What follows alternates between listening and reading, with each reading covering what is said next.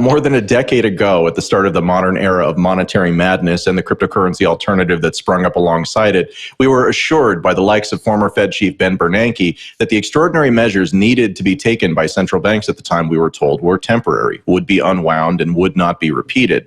Even though balance sheets needed to be expanded, these central bankers told us they would return to zero.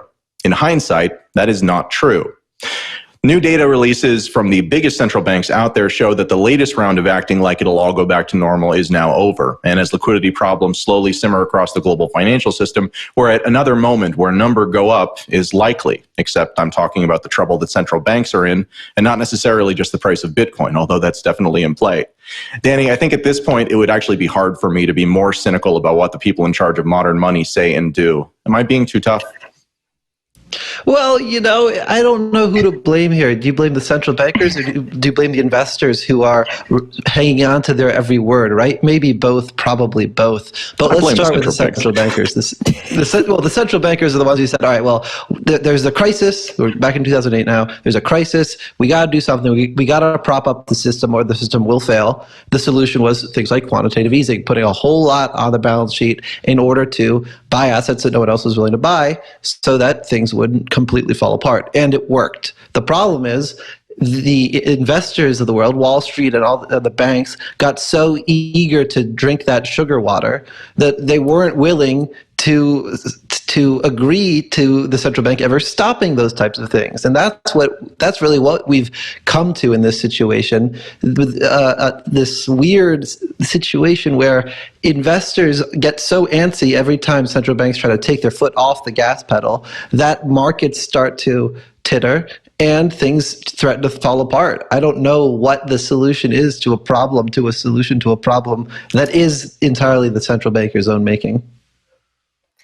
Adam, you've made me just question my whole existence when I read the stories that you bring to this show. I read this and I was like, does this mean anything actually, right? So when quantitative tightening happening, that's like when we saw the destabilization of risk assets. And now we see, especially if we bring this back to the crypto markets, we see these assets rising in price, probably not related to this at all. There's so many other things that are happening. How do you look at this information and actually derive something that means something?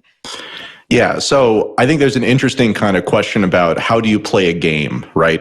The way you play a game is you understand the rules of the game and then you follow the rules of the game. And if there's somebody in charge of keeping track of the rules of the game, then they also are responsible for making sure everyone is following the rules.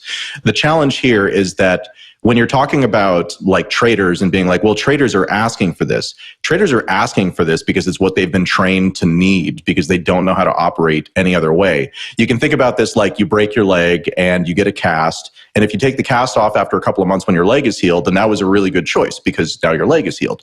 But if you leave the cast on for 3 years, then your leg isn't healed.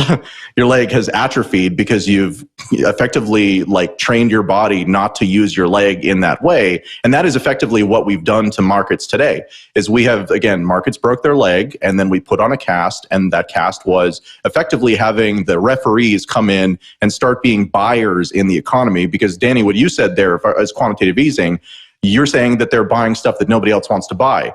That basically means you're propping up an asset bubble. That means you're keeping prices artificially high because the participants in the system have made bad choices based on the incentives that you set up, that now they can't survive anything else. And that's the trap that we're in right now. That's why central banks can't go back to this stuff. So, I mean, another thing that you mentioned, Jen, is that like the perspective on these stories is really different when I present them versus when other people present them. And it's very, very different. It's because I tend to throw away the extra complicated language that is intended to obscure what is actually on its face just bad policy and bad decisions that have been made over and over again. And I just say it like it is, which isn't a happy thing to do, but is a kind of better reflection of reality than I've been able to find kind of most other places. So I don't recommend my way of doing this, but it is helpful in understanding at least what's happening most of the time. Danny? So Adam, say it like it is for us. Is there a way out of this situation? There is actually, yeah. The way out of the situation is there's no happy way out of the situation. There are basically two paths out. One path is a continue kicking down the road, which is what is very likely to happen, and that eventually resolves into various types of currency collapses, because effectively you keep the stability of the system at the cost of debasing the currency in such a way that you eventually cause people to lose confidence in it. That's pretty much typical of what would happen. There is another path, which is that you acknowledge that the system is like this, and you attempt to do a reboot. And that reboot could be done in one of a variety of ways. One of those ways is using a Bitcoin or a gold-backed system, which would then prevent the type of excesses that we've seen here. But it's exceptionally unlikely that that will happen, because that involves effectively the people who have power over money today giving up all of that power and saying, well, you know what, actually, you're right. We did do a bad job, and we're not going to be in charge anymore. And I think the chances of that happening, I would put it almost nothing based on the way the world is going today. So it means that the less happy path is the one we're likely to get. And that is exactly what this story that we're talking about here today, that's what it shows is we're on the path for. So hooray!